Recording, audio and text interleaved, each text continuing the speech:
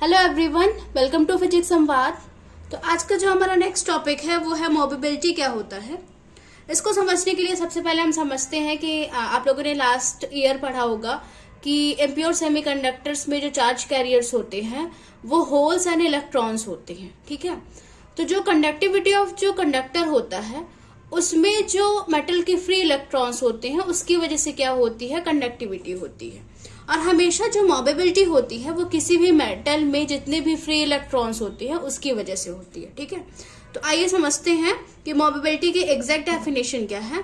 The drift velocity of charge carriers per unit electric field क्या है। The drift velocity of charge carriers, drift velocity क्या है, negative terminal से the average velocity of negative terminal to positive terminal is called drift velocity. ठीक है, और यहाँ पे क्या दिया हुआ है, the drift velocity of charge carriers, मतलब ड्रिफ्ट वेलोसिटी में जितने भी चार्ज कैरियर्स हैं उसके पर यूनिट इलेक्ट्रिक फील्ड को आप क्या बोलते हैं, मोबिलिटी बोलते हैं। और मोबिलिटी को आप म्यू से रिप्रेजेंट करते हैं। Mobility mu is equal to होता है drift velocity VD divided by intensity of electric field E. ठीक है, इसकी जो यूनिट होगी ड्रिफ्ट वेलोसिटी की जो यूनिट होती है वो मीटर पर सेकंड होती है और इलेक्ट्रिक फील्ड की क्या हो जाएगी, वोल्ट मीटर इनवर्स हो जाएगी। ठीक, तो इसकी जो यूनिट होगी वो क्या हो जाएगी, मीटर स्क्वायर, वोल्ट इनवर्स और सेकंड इनवर्स। ठीक है, फिर उसके बाद आप लोगों ने कल जो डेरिवेशन किया था उसमें पढ़ा था कि drift velocity VD is equal to होता है EV tau upon M L. ठीक है, फिर आपने इसको कैसे लिखा था, E tau upon M into capital E, क्योंकि इस पर एक फोर्स एक्ट करता है और फोर्स जो होता है E into capital E, F is equal to E into capital E के फॉर्म में हम लिखते हैं। ठीक है, तो mobility mu is equal to क्या हो जाएगा, VD upon E, E tau upon M. और जो मोबिलिटी म्यू है वो किस पे डिपेंड करती है, टाइम टाउ पर डिपेंड करती है।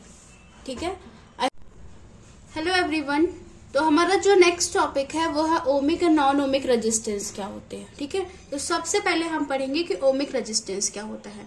ओमिक रेजिस्टेंस को समझने के लिए आपको पता होना चाहिए कि ओम्स लॉ क्या होता है। ओम्स लॉ का अभी हमने फॉर्मूला पढ़ा था, V is equal to I R होता है या फिर R is equal to V upon I होता है। R is equal to V upon I होता है। ठीक है, तो ओमिक रेजिस्टेंस क्या होते हैं, ऐसे इलेक्ट्रिकल रेजिस्टेंस जो ओम्स लॉ को क्या करते हैं, फॉलो करते हैं या फिर ओबे करते हैं, उसे आप क्या बोलते हैं, ओमिक रेजिस्टेंस बोलते हैं। ठीक है, ओमिक रेजिस्टेंस में जो R है वो कांस्टेंट होता है और जो V है वो पोटेंशियल है और जो I है वो करंट है। तो सपोज करिए हमने किसी कंडक्टर पर क्या किया, करंट को फ्लो कराया और V electric potential difference apply किया, तो उसमें जो ग्राफ प्लॉट होगा वो एक स्ट्रेट लाइन प्लॉट होगी। ठीक है, कैसा ग्राफ प्लॉट होगा, एक स्ट्रेट लाइन ग्राफ प्लॉट होगा। इससे हम क्या समझेंगे कि वो एक ओमिक रेजिस्टेंस है। ठीक है, यहाँ पे लिखा भी हुआ है कि I V graph for the ohmic resistance. ठीक है, ओके। फिर जो हमारा नेक्स्ट है वो है नॉन ओमिक रेजिस्टेंस क्या होते हैं। तो ऐसे सब्सटेंस या फिर ऐसे इलेक्ट्रिकल रेजिस्टेंस जो कि ओम्स लॉ को फॉलो नहीं करते हैं उन्हें आप क्या बोलते हैं, नॉन ओमिक रेजिस्टेंस बोलते हैं। तो जब आप किसी भी कंडक्टर पर या फिर जब आप इसका VI ग्राफ क्या करेंगे, प्लॉट करेंगे, तो उसमें आपको स्ट्रेट लाइन ग्राफ नहीं मिलेगा इलेक्ट्रिक करंट और पोटेंशियल डिफरेंस का, जिसे आप क्या बोलते हैं, इसे आप बोलते हैं non ohmic resistance. I hope कि आपको समझ आया होगा। Thank you.